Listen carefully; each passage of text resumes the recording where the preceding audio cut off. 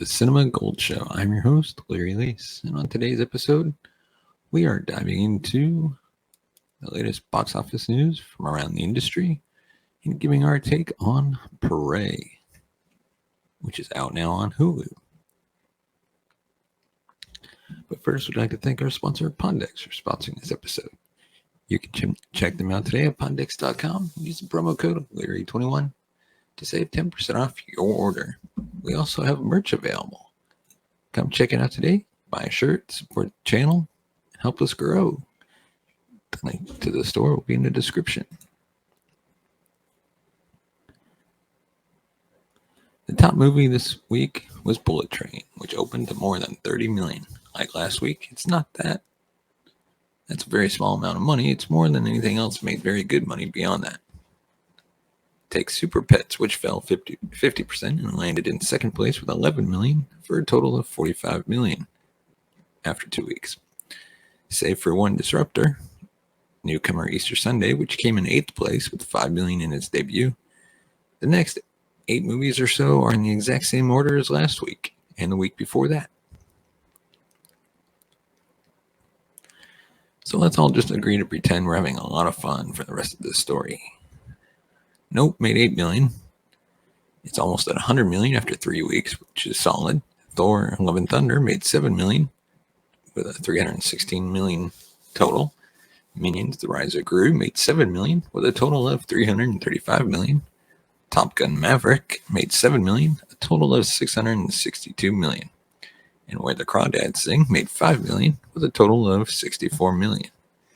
Then there's the Easter Sunday Disruption. And we wrap up with Elvis, The Black Phone, and Jurassic World Dominion, which have all nearly been on the charts for 10 weeks. The other biggest story on the chart this week is a limited release for A24 slasher movie, Bodies, Bodies, Bodies.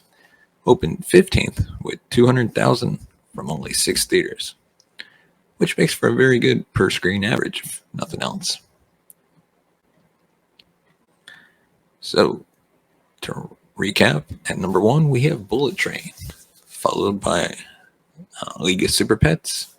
At number 3, Nope. 4 is Thor: Love and Thunder. 5 is Minions: The Rise of Gru. 6, Top Gun: Maverick. 7, Where the Crawdads Sing. 8, Easter Sunday. 9, Elvis. And to wrap it up, at number 10 is The Black Phone. And now, before we move on, hit that thumbs up button, subscribe to the channel if you like our content, and let us know what you want to see more of. And now on to our review of Prey. After the middling reception of 2018's The Predator, director Dan Trachtenberg from 10 Cloverfield Lane takes the franchise back to the basics in Prey, all the way back to the basics. Set over 250 years before Dutch's first encounter with that ugly son of a bitch, Prey finds the Predator landing in the middle of Comanche Nation for a blood-soaked trophy hunt.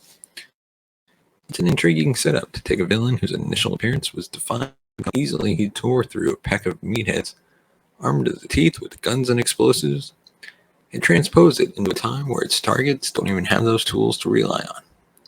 But you'd be mistaken to underestimate the Comanche's odds.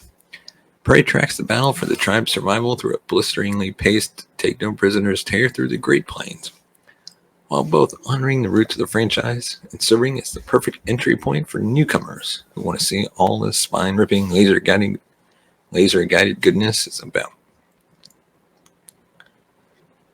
At the heart of the Comanche's conflict with the Predator is Naru, played by Amber Midthunder, a teenage girl ridiculed by her family and peers for not being content to harvest crops for the rest of her life. Like her war chief father, she's a fighter at heart and intent on completing the Comanche hunter's rite of passage, to hunt something that's hunting her. But not even her brother, who leads the Comanche hunters, believes that to be possible. It gnaws at Naru throughout the film, more as those around her continue to look past her obvious skill. And that's frustration that fuels Amber Midthunder's take on the character.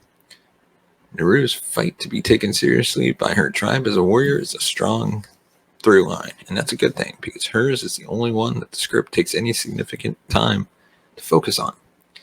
Previous Predator films have mined great material from the interplay between characters going up against the alien hunter, and Prey's choice to focus on Naru to the exclusion of everyone else means that the supporting characters are a little thinly drawn. As the story kicks off, Trachtenberg weaves in scenes of the Predator working his way up the food chain, which serves a dual function.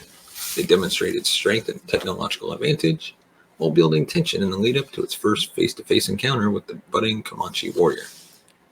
It's also through these episodes that the movie begins to draw distinctions between Naru and the Predator's hunting styles, with the Predator's over-reliance on its tech providing the first hints at how it could be beat.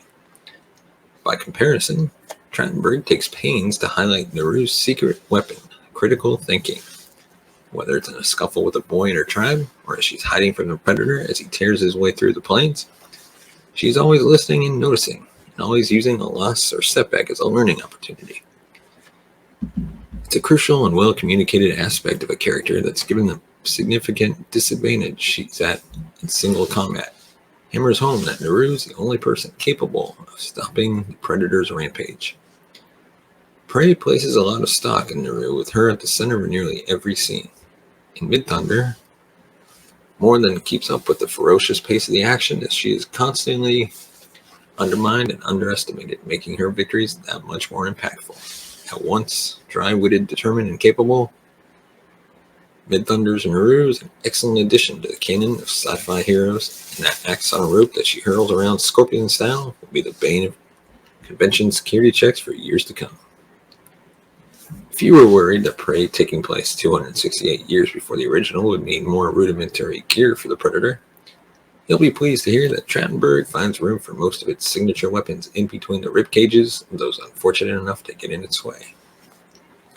And the Predator's rampage through Comanche Nation looks incredible. The film was shot on location in Alberta, and Trachtenberg uses that expansive terrain to make Naru and the Comanche feel even more insignificant next to the towering aliens stalking them. The Predator isn't the only foe that Naru faces, with a second party of invaders crashing in midway through, giving way to an extended and absolutely vicious confrontation between all three parties.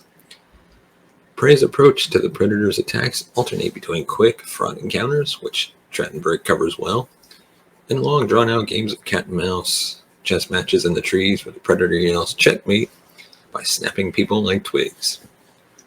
Prey is judicious with how it applies these different approaches, and even when the plot feels like it's on autopilot, the way Naru's encounters with her enemies plays out comes across as dangerous and unpredictable. Trachtenberg wisely assigns that the Predator's goriest and most brutal kills away from the Comanche and over to the stories of other foes, who tote more modern weapons. The Predator's advantage is significant, and with Prey serving as a rare, high-profile genre platform for native culture, it may have been overkill to luxuriate in the comparatively under-equipped Comanche's death. Though the Predator spares no one, Trachtenberg films their undoings with a judicious eye, ensuring their deaths are a measure more dignified than how the rest of the characters bite it. Screenwriter Patrick Azin's script draws some smart parallels between Naru's enemies, with their differing approaches to the hunt, full of thematic fodder for Trachtenberg to drive home the injustice that recurs throughout Naru's story.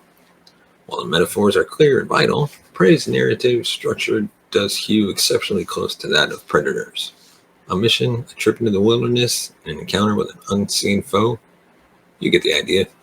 For newcomers, this won't be a distraction, but it does mean that existing Predator fans may find themselves putting the pieces together a lot earlier on, which does deflate some of the tension in the third act.